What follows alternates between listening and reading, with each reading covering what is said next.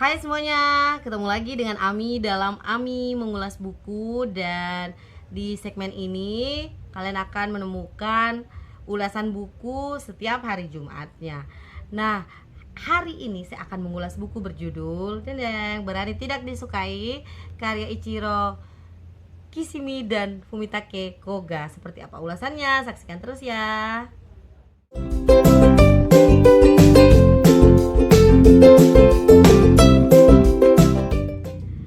Buku yang merupakan buku pengembangan diri ini juga tentunya merupakan buku international bestseller dan sudah dicetak berkali-kali. Di tangan saya ini adalah cetakan ke-12, diterbitkan oleh Gramedia pada bulan Juni 2021. Isinya tentang teori dari Alfred Adler, seorang psikolog terkemuka pada abad ke-19 selain Freud dan juga Carl Jung, ya seperti itu mungkin bacanya. Dan di dalamnya dijelaskan tentang berbagai prinsip hidup untuk membebaskan diri dan mendapatkan kebahagiaan yang hakiki. Nah, rangkaian-rangkaian kata kebijaksanaan itu dibahasakan melalui percakapan antara seorang pemuda yang datang dengan berbagai pertanyaan tentang kehidupan kepada seorang filsuf yang penuh dengan kebijaksanaan. Lalu bagian per bagiannya dikemas dalam malam per malam. Misalnya nih, di malam pertama ada pembahasan tentang menyangkal keberadaan trauma. Seperti ini model daftar isinya. Jadi ada bab per babnya. Hingga malam kelima, hidup dengan sungguh-sungguh di sini pada saat ini. Setelah membaca buku ini yang juga akhirnya menjadi buku pilihan saya saat kegiatan mengulas buku di komunitas saya di Aceh ini, yaitu Rumah Relawan Remaja, tentunya mungkin udah pada tahu ya. Kita ada monthly book review dan saya menemukan berbagai poin menarik untuk saya share melalui channel ini. Yang pertama tentang menyangkal keberadaan trauma. Tadi mungkin teman-teman lihat bagian pertama atau malam pertama yang kemudian menjadi pembahasan antara sang pemuda dengan filsuf. Inti dari pembahasan tersebut adalah sebenarnya trauma itu tidak ada, termasuk berdasarkan teori psikologi Adler tadi. Tapi kemudian banyak orang yang menganggap bahwa ada trauma yang terus menghantuinya untuk terus terjerembab dalam tekanan tersebut. Padahal lagi-lagi dibahasakan di sini bahwa trauma itu tidak ada. Kita harus terus bergerak untuk kehidupan yang lebih bermanfaat. Nah, highlight kedua adalah tentang mencintai diri sendiri, dan ini tentunya terkait dengan bagaimana membebaskan diri dari ekspektasi-ekspektasi orang lain, termasuk orang-orang terdekat. Jadi di sini sang pemuda bertanya tentang kondisi keluarganya yang tanda kutip menekan, lalu kemudian orang-orang terdekatnya, dan dijawab dengan mudah oleh sang filsuf dengan penuh kebijakan.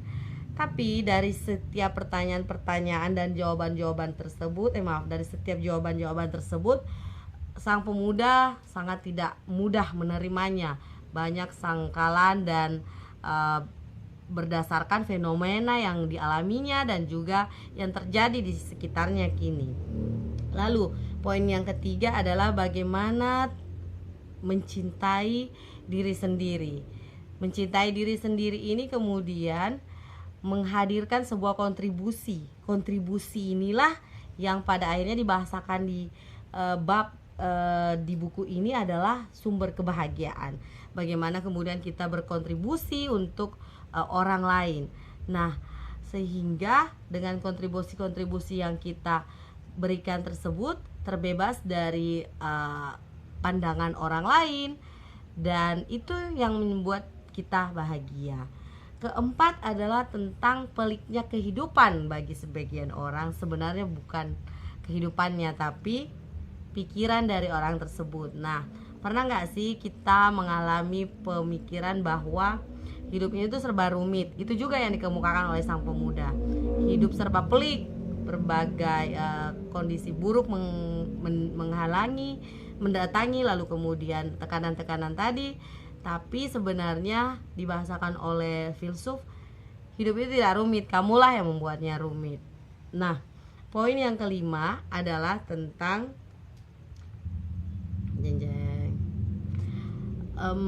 konsep superioritas dalam diri dan juga konsep inferioritas.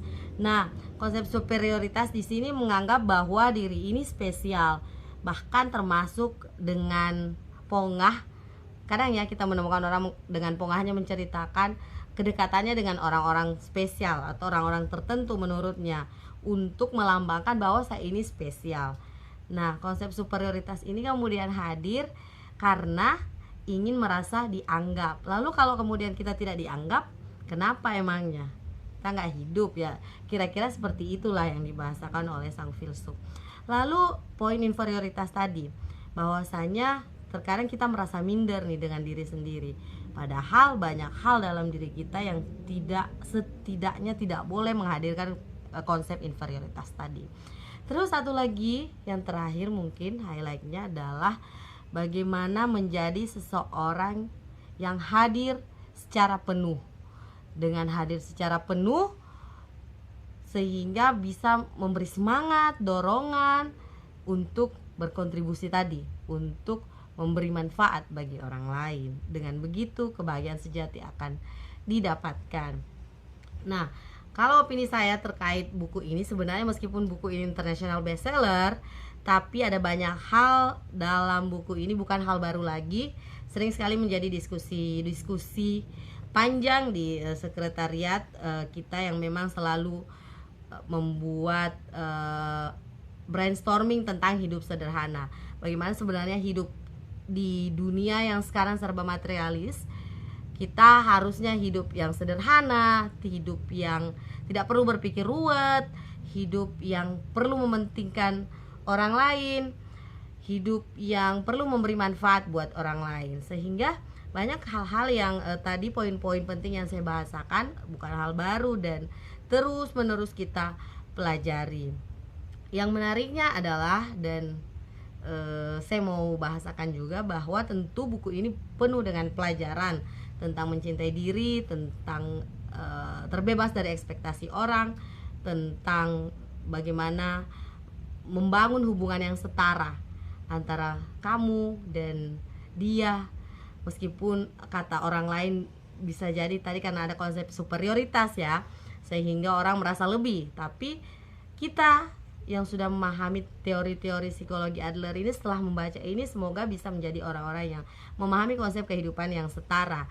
Karena dengan memahami kehidupan yang setara, disitulah kita bisa menganggap orang lain itu adalah kawan seperjuangan. Untuk apa? Untuk melihat dunia menjadi lebih baik. Tentunya ada banyak kutipan menarik dan kalimat-kalimat memotivasi dalam buku ini, tapi saya ingin membaca sebagai bagian penutup dalam konten saya ini. Di halaman 310 perkataan filsuf bawah seperti ini ya. Tak peduli apa momen yang sedang dijalani atau apakah ada orang yang membencimu, selama kau tidak kehilangan pandangan pada bintang penuntun yang berupa kontribusiku bagi orang lain, kau tidak akan kehilangan arah dan kau dapat melakukan apapun yang kau sukai. Entah engkau dibenci atau tidak, kau tidak memikirkannya dan hidup dengan bebas. Oke, itu dulu ulasan buku hari Jumat ini dan semoga bermanfaat, memberikan motivasi untuk bisa membangun diri menjadi pribadi yang lebih baik dan lebih bermanfaat. Sampai jumpa di Yami Mengulas Buku episode selanjutnya. Happy Friday everyone.